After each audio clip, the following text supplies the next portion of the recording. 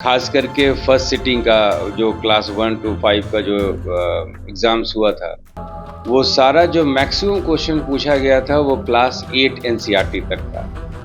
Class 6, class 7, class 8 किसी तरह का कोई भी सवाल ऐसा नहीं है कि जिसको आप कह सकते हैं कि सिविल सर्विसेज के लेवल तक क्वेश्चन टफ नहीं था, क्योंकि यदि आप क्लास 5वें क्लास को पढ़ा रहे हैं, चौथे क्लास को पढ़ा रहे हैं, तो कम से कम 10th क्लास तक तो आपको जानकारी होनी चाहिए। नंबर 1, एनसीईआरटी को पढ़ना कंपलसरी है। एनसीईआरटी के बिना सर्वाइवल बहुत मुश्किल है, यदि आप सिविल सर्विसेज की परीक्षा क्यों ना दे रहे हैं। और यदि लोग पढ़ रहे हैं गाइड से, वन लाइनर पढ़ रहे हैं या एमसीक्यू क्वेश्चन आंसर बना रहे हैं, ये कभी भी अब ऑब्वियसली आपको क्वेश्चन टफ लगे। दरभंगा चारों ऑप्शन में दरभंगा था, लेकिन उसमें मोहल्ला का नाम पूछ दिया गया था। और ये चीज़ आपको अखबार में मिलेगा, गाइड में, किसी भी मैगजीन में। जो मैगजीन कहने का मतलब जो एग्जामिनेशन के लिए जो गाइड रूपी मैगजीन बनता है, उसमें नहीं मिलेगा। बीपीएससी अप टू डेट ही कहना बड़ा सीमित हो जाएगा। बीपीएससी प्रैक्टिकल हो गई है, इन द सेंस कि आप यदि अखबार पढ़ते हैं तो बहुत सारे क्वेश्चन बना लेते हैं। एक महीने में भी हम लोग ढंग से अखबार को पढ़ते हैं तो बहुत सारा देखिएगा। इस बार जो बीपीएससी के क्वेश्चन में साइंस एंड टेक्नोलॉजी का मार्जिन बढ़ा रहेगा, पर्यावरण का क्वेश्चन का संख्या बढ़ा रहेगा। नमस्कार, आप देख रहे हैं द बिहार टॉप। मैं हूं आदेशपुरी। बीपीएससी एक साल में अपने आप को पूरी तरह बदल चुकी है। परीक्षा लेने की प्रक्रिया हो या फिर प्रश्न पत्र हो या उसको चेक करने का तरीका हो, रिजल्ट जारी करने का तरीका हो, सभी में बदलाव आ चुका है। आप देख लें कि 68वीं बीपीएससी जो परीक्षा हुई उसके प्रश्नों को देख लें, काफ़ी उच्च स्तरीय प्रश्न पूछे गए थे, छात्र भी काफ़ी खुश रहे। वही बात करें हम, शिक्षक बहाली हुई, प्राइमरी का जो एग्ज़ाम हुआ उसको लेकर छात्र ये कहते रहे कि बड़े ही टफ क्वेश्चन दे दिया गया, सिविल सेवा लेवल का क्वेश्चन दे दिया गया। हमारे साथ हैं केएसआईएएस के राकेश सर हैं, इनसे हम बात करेंगे, समझेंगे कि आखिर जो प्राइमरी स्कूल के जो प्रश्न दिए गए थे क्या वो बहुत हायर लेवल के थे, और इसी आधार पर हम जानेंगे कि बीपीएससी का ट्रेंड क्या है और 69वीं बीपीएससी जो कि सिविल सेवा 30 सितंबर को होने वाली है, वो किस दिशा में जाएगी और प्रश्न कैसे पूछे जा रहे हैं। सर, सबसे पहले जो प्रश्न पूछा गया टीआरई में, ये कहा गया कि सिविल सेवा का बहुत ही टफ क्वेश्चन पूछ दिया गया है, आईएएस बनाना है क्या, तरह तरह के बात आए। क्या है रियलिटी सर? बेसिक किताब से क्वेश्चन थे या फिर सच में बहुत टफ क्वेश्चन दे दिया गया था? आपको 2-3 क्वेश्चन का हम रेफरेंस देते हुए बताएंगे कि जितना भी क्वेश्चन हम गुजरे हैं, खास करके फर्स्ट सिटिंग का जो क्लास 1 to 5 का जो एग्ज़ाम्स हुआ था, वो सारा जो मैक्सिमम क्वेश्चन पूछा गया था वो क्लास 8 एनसीईआरटी तक था। Class 6, class 7, class 8। एक क्वेश्चन था भूकंप पे, वो क्लास 7 में आप पर्यावरण चैप्टर देखेंगे तो भूकंप का एक चैप्टर है, और इसमें अधिकेंद्र के बारे में बात तो किया ही गया है, इसमें जानवरों का व्यवहार के बारे में बात किया गया है। आप जो क्वेश्चन पेपर का शब्द देखेंगे और एनसीईआरटी का वो शब्द देखेंगे, सारा दोनों जो है मैच करते हुए क्वेश्चन पेपर में आया है। किसी तरह का कोई भी सवाल ऐसा नहीं है कि जिसको आप कह सकते हैं कि सिविल सर्विसेज के लेवल तक का है। नंबर 1, ये तो एक इतिहास में लोग कह रहे थे कि बहुत ज़्यादा टफ क्वेश्चन, बहुत टफ है। वैसा कोई टफ नहीं है, उसका कारण बताते हैं लोग ऐसा क्यों बोलते हैं। तो क्वेश्चन टफ नहीं था, क्योंकि यदि आप क्लास 5वें क्लास को पढ़ा रहे हैं, चौथे क्लास को पढ़ा रहे हैं, तो कम से कम 10th क्लास तक तो आपको जानकारी होनी चाहिए। नंबर 1। नंबर 2 जो है, 2-3 इंटरव्यू आप ही के माध्यम से सर, हम बीपीएससी चेयरमैन साहब अतुल प्रसाद जी का हम इंटरव्यू सुने थे। 2-3 चीज़ वो कहे थे। पहला तो ये कहे थे कि बीपीएससी का काम है कन्फ्यूजन करना, मतलब कन्फ्यूजन करके क्रीम बच्चों को चुनना। तो हर एक समाज के हर एक पद पे हम लोगों को क्रीम चाहिए, तभी बिहार आगे बढ़ेगा, और शिक्षा तो बहुत इम्पोर्टेंट है। तो इस परिप्रेक्ष्य में यदि आप साइंस का, विज्ञान का क्वेश्चन देखिएगा तो आपको दिखाई देगा कि 1-2 क्वेश्चन कन्फ्यूजन वाला है। इनफैक्ट वो कन्फ्यूजन वाला नहीं है, एनसीईआरटी के ही शब्दों को, एनसीईआरटी का जो पैराग्राफ में लिखा हुआ है उसी को जो है 2-3 सेंटेंस में क्वेश्चन पेपर में दे दिया गया है। बाकी शेष जितना भी साइंस का क्वेश्चन है, सारा क्वेश्चन आपका एनसीईआरटी का किसी भी चैप्टर में, एनसीईआरटी का ये पैटर्न है, एनसीईआरटी यदि पढ़ा जाता है तो उसमें पैटर्न होता है कि एनसीईआरटी अभ्यास प्रश्न, अंग्रेजी में बोलते हैं एनसीईआरटी एग्जाम्पलरी क्वेश्चंस, और वही एग्जाम्पलरी क्वेश्चंस जो है आपके क्वेश्चन पेपर में रिफ्लेक्ट कर रहा है। तीसरा चीज, करंट को लेके भी कुछ ऐसे बच्चों में भ्रम था, तो करंट जो है वो अखबार से ही आया था। बेसिक कोई भी अखबार यदि आप पढ़ते, सुबह शाम कभी भी पढ़ते, तो वो क्वेश्चन जो आया है। तो का मतलब है सर कि जो लोग गाइड पढ़े हुए हैं उनको ही समस्या हुआ, या वैसे शिक्षक के पास पढ़े जो कि एनसीईआरटी पढ़े नहीं है, कंपाइल किया हुआ उसका फॉर्मेट पढ़ रहे हैं, इसके कारण समस्या हुआ है? सर किताब पढ़ने वाले को समस्या नहीं हुआ होगा? सर इसमें हम एक बात कहना चाहेंगे कि बीपीएससी चेयरमैन साहब जो है बहुत क्लियर कट बोले थे कि teacher should be read more, should be knowledgeable, more knowledgeable than the students that he और she is going to teach. तो वो बहुत क्लियर कट बोले थे कि एनसीईआरटी पढ़ना ही पढ़ना है, यही उनका सिलेबस था। तो एनसीईआरटी को पढ़ना कंपलसरी है। एनसीईआरटी के बिना सर्वाइवल बहुत मुश्किल है। यदि आप सिविल सर्विसेज की परीक्षा क्यों ना दे रहे हो, आप यदि मेडिकल का एंट्रेंस, इंजीनियरिंग का एंट्रेंस भी दे रहे हैं, तो भी एनसीईआरटी पढ़ना जरूरी है। और टीचर के एग्जामिनेशन में इस तरह से खुल करके चेयरमैन साहब मेरे ख्याल से ट्वीट भी, लिखित भी दिए थे कि एनसीईआरटी पढ़ना मस्ट है। तो एनसीईआरटी के बिना तो सर्वाइवल है ही नहीं। और यदि लोग पढ़ रहे हैं गाइड से, वन लाइनर पढ़ रहे हैं या एमसीक्यू क्वेश्चन आंसर बना रहे हैं, ये कभी भी, अब ऑब्वियसली आपको क्वेश्चन टफ लगेगा। टफ क्वेश्चन, टफ क्या होता है?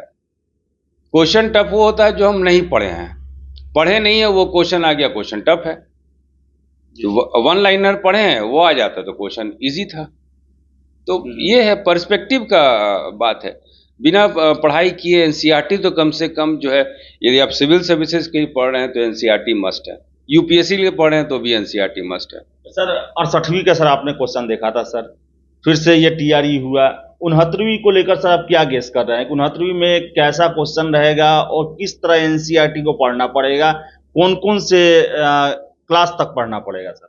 सर आज 28 अगस्त है, 30 सितंबर को परीक्षा है। अब देखिए आपके पास जो है चेयरमैन साहब के रहते हुए 67th री एग्जाम इन्हीं के समय हुआ था शायद, 67th री एग्जाम, 68 बीपीएससी पीटी टीचर का एग्जाम, और 69 मैंने 69 जो है कह लीजिए कि एक निष्कर्ष हम लोग निकालेंगे। देखिएगा बहुत हद तक यही होगा। पहला चीज है एनसीईआरटी मस्ट है। यदि आप लोग आज भी यदि वन लाइनर पढ़ रहे हैं, आज भी यदि गाइड पढ़ रहे हैं, तो इसको बंद कर दीजिए। मिनिमम एनसीईआरटी पढ़ना ही पढ़ना है। और एनसीईआरटी मिनिमम भी कम से कम 6 to 10th पढ़ लीजिए। खास करके हिस्ट्री में कॉन्सेप्ट में चेंजेस आया है, नया थॉट, नया व्यू, नया थिंकिंग आ चुका है हिस्ट्री में। ज्योग्राफी में उतना बदलाव नहीं आया है। यदि ज्योग्राफी आपकी तैयारी कर रहे हैं तो ज्योग्राफी में 11वीं 12वीं का एनसीईआरटी भी इम्पोर्टेंट है। साइंस तक देखिए, साइंस तक जो है अभी तक 68 तक जो था, साइंस 10 तक मैक्सिमम आ जाता था। लेकिन एक दो क्वेश्चन है 68 बीपीएससी पीटी में जो कि 11th और 12th एनसीईआरटी बायोलॉजी से क्वेश्चन आया। आप यदि पॉलिटी पढ़ रहे हैं तो एम लक्ष्मीकांत जरूरी है। आप यदि भारतीय अर्थव्यवस्था या बिहार अर्थव्यवस्था पढ़ रहे हैं तो डायरेक्ट जो है कि आर्थिक सर्वेक्षण, सारे लोग जानते हैं कि आर्थिक सर्वेक्षण पढ़ना चाहिए, इकोनॉमिक सर्वे पढ़ना चाहिए, लेकिन कैसे पढ़ना चाहिए, कौन सा डाटा इंपॉर्टेंट है, कौन सा डाटा इंपॉर्टेंट नहीं है ना। बहुत सारा बिहार सरकार चेंज लाई है। मान लीजिए आज हम बता रहे हैं सर फोर्टिफाइड राइस, एक नए तरीके का चावल जो कि 38 जिले में से 33 जिले में बिहार सरकार जो है राशन कार्ड के दुकान से सप्लाई कर रही है। ये कुछ तरह का क्वेश्चन आ जाएगा जो कि हम लोग को जानना चाहिए कि नए तरीके का चावल जो बिहार सरकार के पहल पे आ रही है, यदि इस तरह का क्वेश्चन पूछ दिया जाएगा तो फिर बोला जाएगा कि यूपीएससी लेवल क्वेश्चन है। लेकिन वो तो हमारी जिंदगी से, दैनिक जिंदगी से रिलेटेड है। तो ये सब किताब जो है मिनिमम पढ़ना ही है। 69 में भी इसी तरह का क्वेश्चन सर आएगा। करंट अफेयर को लेकर क्या देख रहे हैं सर? करंट अफेयर कैसा करंट रहेगा? अफेयर्स जो है वो सिंपल अखबार से आ रहा है, सिंपली अखबार से आ रहा है। देखिएगा पिछले बार भी दरभंगा चारों ऑप्शन में दरभंगा था, लेकिन उसमें मोहल्ला का नाम पूछ दिया गया था। और ये चीज़ आपको अखबार में मिलेगा, गाइड में, किसी भी मैगजीन में। जो मैगजीन कहने का मतलब जो एग्जामिनेशन के लिए जो गाइड रूपी मैगजीन बनता है उसमें नहीं मिलेगा, इसीलिए अखबार पढ़िए। अखबार के अलावा कोई सोर्स नहीं है सर। लेकिन सर 69वीं में सर बिहार स्पेशल भी पूछा जाता है सर, उसके लिए सर क्या रहेगा सर?